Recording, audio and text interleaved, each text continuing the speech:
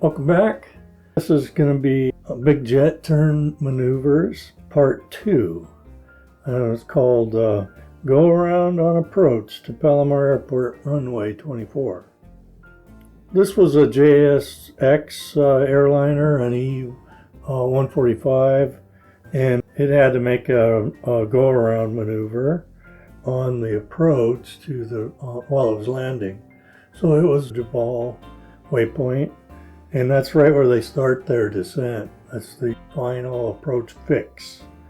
So they'll come down to that waypoint and then start descending down to the airport. And I listened to the air traffic control audio, and I couldn't quite make out why they did go around. I hear them talking about it. Somebody said they had a missed approach. It wasn't clear who was asking to do the go around, but they went ahead and did it. And so the go around procedure is something that planes will do if there's traffic on the runway or they're not set up quite right. I think on this one they might have came in on a steep descent, and possibly it could have been weather related. You know, the American Airlines jet did a 360 turn in order to make the landing at the airport. So maybe this had something to do with that, a turbulence or something that caused to not be stable when they're ready to start their descent. So somebody called it, you know, they went around and landed safely. It must have been the right maneuver to make. Clearly that's necessary at the moment to make that decision. It's not something they planned for. And I have a little short news clip that I'm going to show at the beginning, and it explains why airlines do go-arounds. And this news clip was from the Boston airport a few days earlier, basically about the same time, and they had to do a go-around there, and that made the news.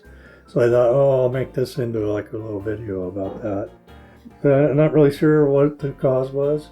So anyways, I'm RB, and this is my YouTube video site, and I mainly do stuff related to my drafting business. However, I've been working on the airport stuff quite a bit, and I've got a lot of video saved up. So I thought I'd put some of that on here so that I could share it with the neighbors or anybody that's interested in seeing what's going on.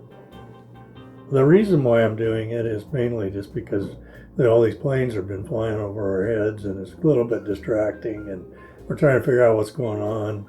If this is going to be like a continued situation where we get these big jets or doing these weird maneuvers and stuff, that could be concerning. So they're trying to document that. So this is just a means for documenting that. And for this video, I used the flight radar 24 data. Just recorded the plane on the pathway from the flight radar system. So I don't have any actual footage of the plane. I do at the end of a E-145 landing at the airport, but it wasn't on the same day, so it may not actually be the same jet. I just put it on there as kind of a reference. And that's about all I got. So hopefully you enjoy it. If you do, please hit the like button. Like and subscribe. Even if you didn't like it, think about subscribing, because I might get better at this and you might get something you really like. And so, it'd be nice to be able to come back and see new stuff. If you got a comment, you happen to be a pilot or something, or an aviation expert, go ahead and comment on it. You can throw in something in there that would help us non-pilot types that are just spectators kind of understand what's going on. So I was told on another situation I did for a small airplane that had to do a go around to get out of the way of the larger jet, that was common. So I assume the go around's a standard procedure, and they probably have to practice it, and certainly would have to be trained on how to do that procedure. But in this case, it looks like they did it correctly. There were no incidents, and everybody landed safely. I can't see any issue with it. This is going to be RB signing off. Just a month after the deadly mid-air collision in Washington, D.C., some people are still nervous about flying, particularly in that busy airspace around Reagan National Airport. Passengers on a Boston to D.C. flight yesterday were just about to land when the pilot got instructions to go around or pull up quickly because of a plane on the runway. Alarming as it was, as WBZ's Laura Hafley found out, that maneuver is not uncommon. Close calls, near misses, and tense moments in the air. We were over the Potomac, passed over the Pentagon, just very close to the ground. And then suddenly the aircraft shoots up abruptly and accelerates. On a flight from Boston to D.C., Itai Vardy's plane, seconds from landing at Reagan National Airport, didn't. His mind raced. I can't believe this is happening. Given the crash that occurred a few weeks ago, tragically, that was something that crossed my mind. Vardy's flight circled for 20 minutes before landing safely. The pilot cited another plane's approach. Flight attendants saying air traffic control advised them not to land. When planes are descending and then are forced to take back off, these are maneuvers referred to as go-arounds or sometimes aborted landings. According to the FAA, go-arounds increased at 30 major airports by 7.4% in 2023.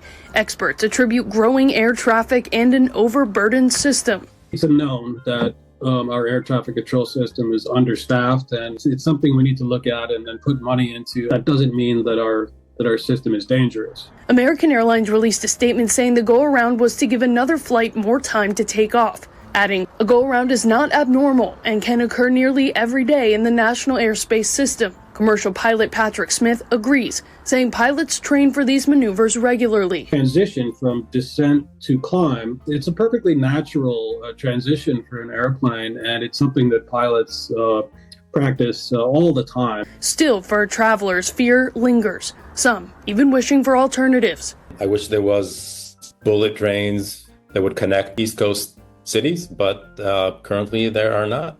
At Logan Airport, Laura Hafley, WBZ News.